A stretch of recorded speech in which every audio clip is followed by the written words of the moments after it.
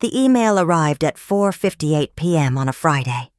The subject line was innocuous: Q3 Philanthropic and Community Outreach Disbursements. I was the senior accountant at Apex Dynamics, and this was a routine report I compiled for the board.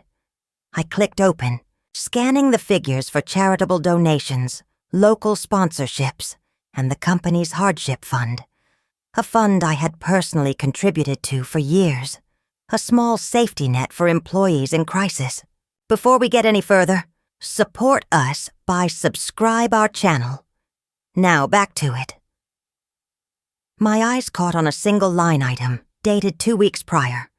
It was a withdrawal from the hardship fund. The amount was $50,000. The payee was listed as Lifeline Medical Grant Foundation. The authorized signature was that of our CEO, Robert Big Bob Carson. My breath hitched. $50,000, the exact amount I had been denied. 3 weeks ago, I had sat in Big Bob's sprawling oak-paneled office, my hands shaking as I handed him the application. My daughter Chloe was 8 years old. She had leukemia. The experimental treatment she needed wasn't covered by our insurance.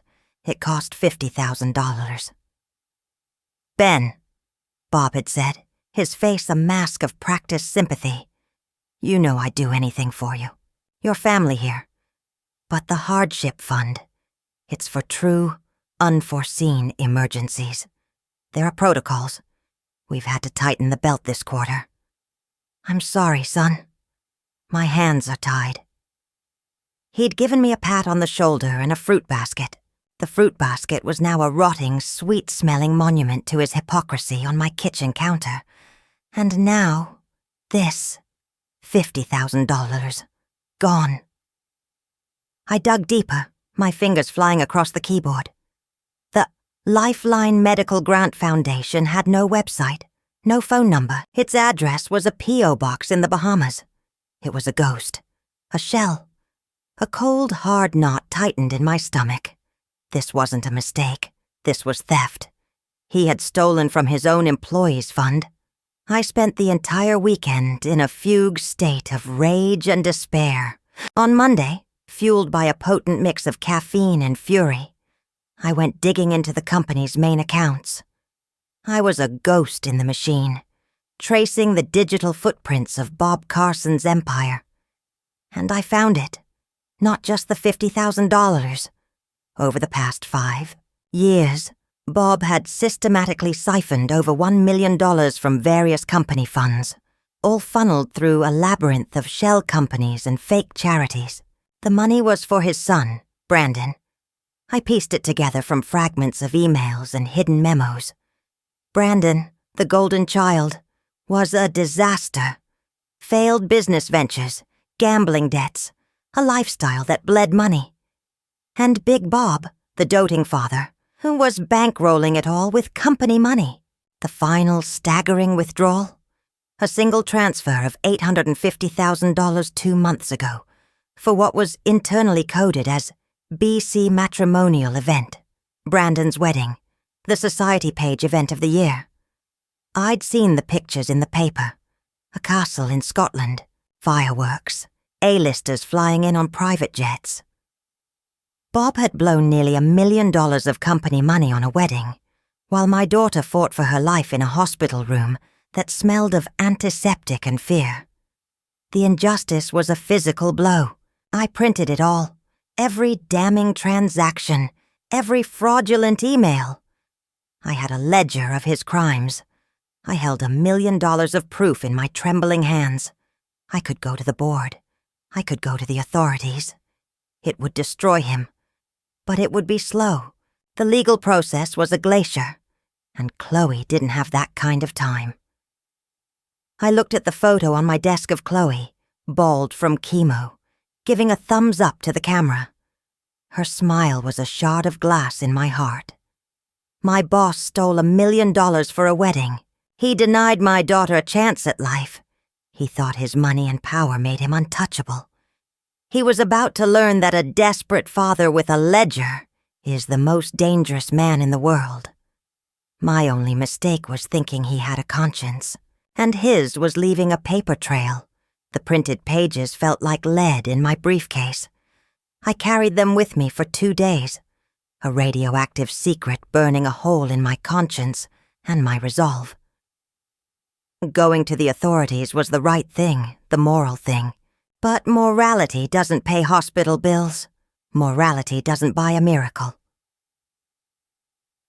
I waited until late evening when the office was a tomb of empty desks and humming servers. I knew Bob's habits. He'd be in his office, having a single malt scotch before his driver took him home. I walked in without knocking. He looked up, annoyed, then forced a genial smile. "Ben, working late? Everything all right?" I didn't sit. I placed the briefcase on the edge of his massive desk, but I didn't open it. "Chloe's doctor called today. The cancer has spread to her spine." Bob's face arranged itself into a perfect picture of sympathy. "My God, Ben. I'm so sorry to hear that. Is there anything—" "There is," I interrupted, my voice flat, devoid of emotion. "There's a new treatment in Switzerland. It's her last chance." He spread his hands, a gesture of helpless benevolence. "Ben, you know if there was anything I could do." "There is." I finally clicked the briefcase open. I didn't dump the papers out, I simply lifted the top sheet. The summary I'd prepared, listing the total stolen amount, the key shell companies, and the $850,000 entry for B. C. Matrimonial event. I slid it across the polished wood. Bob's eyes dropped to the paper. The color drained from his face so completely, I thought he might pass out. His jowls seemed to sag in an instant. He looked from the paper to me, his eyes wide with a terror he could no longer mask. What is this?" he stammered, his voice a dry rasp. "It's an invoice," I said calmly. "For $1 million, payable immediately to the Swiss clinic. In return, you get this." I tapped the briefcase. "And my silence. You also get to keep your freedom, your company, and your reputation." He stared at me, his mind visibly reeling, trying to find a way out, a threat, a leverage. This is blackmail." "No," I corrected him, my gaze steady. "This is a transaction. You took $1 million that wasn't yours. I'm giving you a chance to spend it on something that actually matters. Think of it as a corporate rebranding. From funding your son's fireworks to funding a child's life." His jaw worked soundlessly. I could see the calculation in his eyes, the fury, the humiliation, the sheer panic.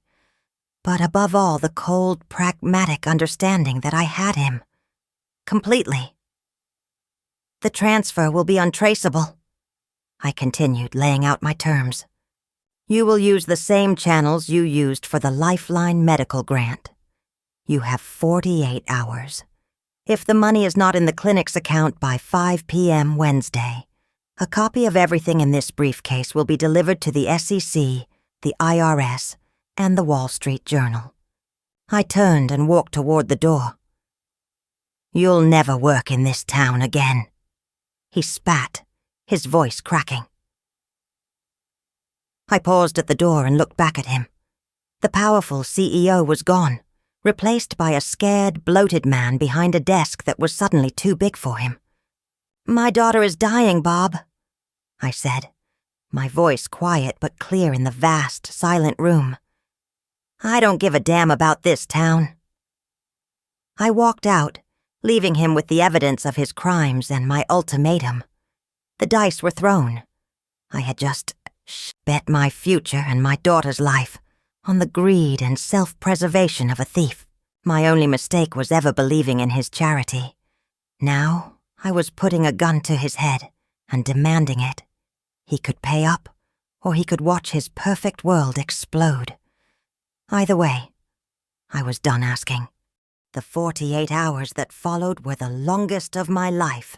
I moved through my days at the office like an automaton, processing invoices and ledgers while my own private countdown ticked away in my head. Every time my phone buzzed, my heart slammed against my ribs. Was it the clinic? Or was it security coming to escort me out of the building? Bob was a ghost in the office. He canceled all his meetings. His assistant said he was working from home. I knew he was scrambling, trying to find a way out, trying to see if he could bury the transaction deeper, or if he could find a way to discredit me first. I had backed a cornered animal, and I had no idea if it would pay the ransom or try to maul me. I spent my hours at the hospital, holding Chloe's hand. She was getting weaker. The pain was more frequent, the doses of morphine higher. She'd look at me with those huge, tired eyes and ask, "Are we going to the mountains soon, Daddy? You promised we'd see the snow. The Swiss clinic was in the Alps." I'd shown her pictures. It had become her beacon. "Soon, baby. Very soon."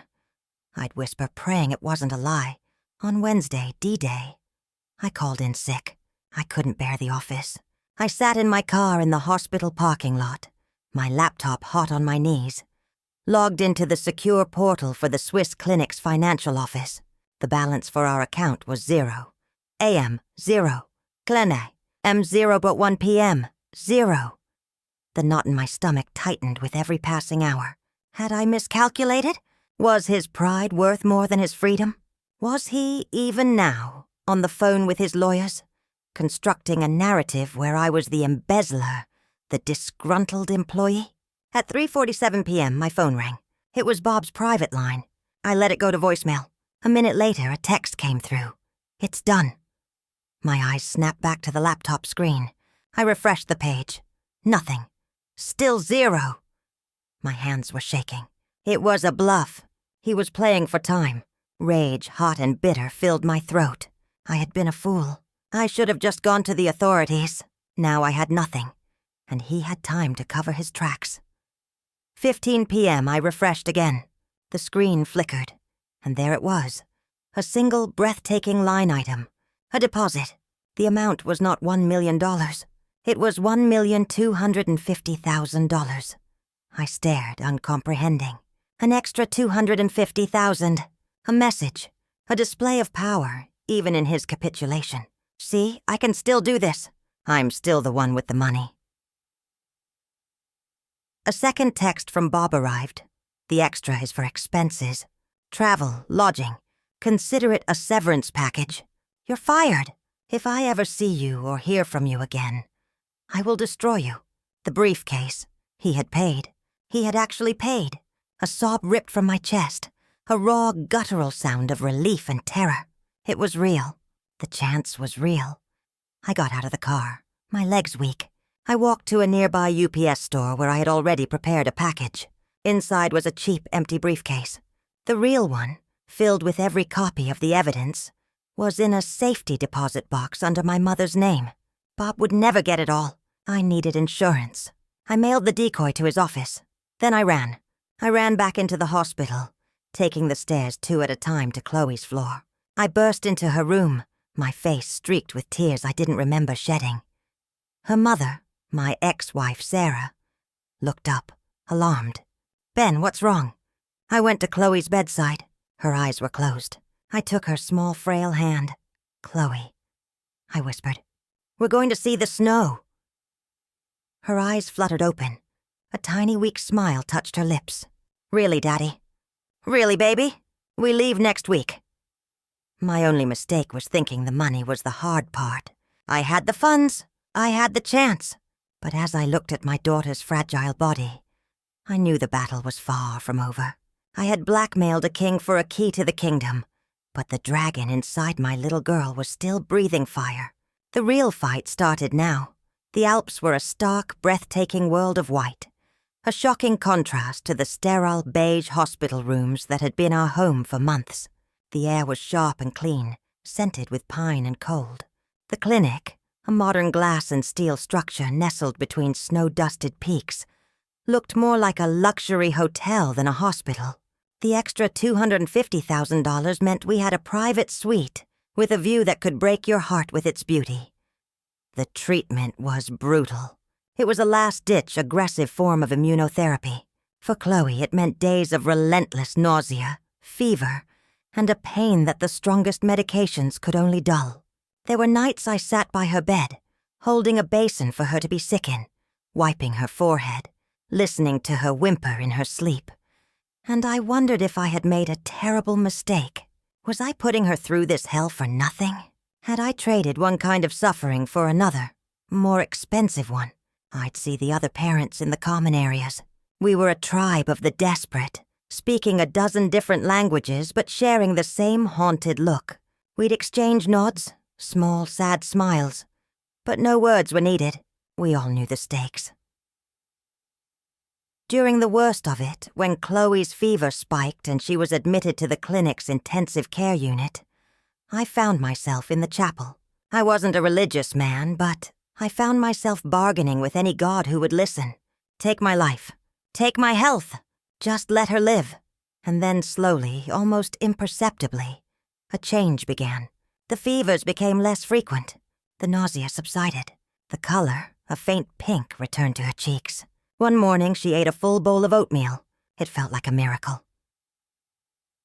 The lead oncologist, a severe but kind-faced German woman named Dr. Schmidt, called me into her office after 6 weeks. She had the scans up on a light board. "Mr. Evans," she said, pointing to the images of Chloe's spine. "The tumors, they are receding, significantly. The treatment is working." I sank into the chair, the strength gone from my legs. I put my head in my hands and cried. Great, heaving sobs of a relief so profound it was almost a new kind of pain. We stayed for another 2 months. Chloe grew stronger. Her hair began to grow back, a soft, dark fuzz. We built a snowman on the clinic's grounds. We drank hot chocolate. We saw the snow, just as I had promised. The day we were cleared to go home, Dr. Schmidt shook my hand. "She is not out of the woods. There will be follow-ups for years. But the active disease, it is in remission. You have your daughter back, Mr. Evans." The words were the most beautiful I had ever heard. We flew home. The world looked different. The colors were brighter. The air was sweeter. We moved into a small rental house near a good park. I used the remainder of the expense money to pay for it. To give us a soft landing, I never went back to Apex Dynamics. My severance, in a way, had been paid in full. I started my own small, independent accounting firm from home. It was modest, but it was honest. It was mine. One afternoon, I was at the grocery store with Chloe, who was now arguing with me about which cereal to buy. A glorious, normal, mundane argument. I saw a newspaper in the checkout line. The headline on the business section read, "Apex Dynamics, CEO Robert Carson, under SEC investigation for financial improprieties." I froze.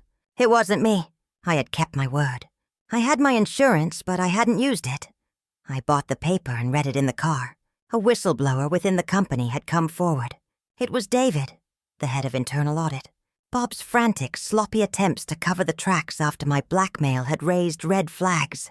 David had dug deeper and found everything. The house of cards was collapsing without me ever pushing it. Karma, it seemed, had delivered its own invoice. I looked at Chloe in the rearview mirror, happily tearing open the box of sugary cereal she'd won the argument over. She was alive. She was laughing. Bob Carson was facing ruin and prison. He had spent $1 million on a wedding that would now be remembered as the prelude to his disgrace. I had spent the same amount, stolen through blackmail and desperation, and I had bought a future. My only mistake was ever thinking he held all the power.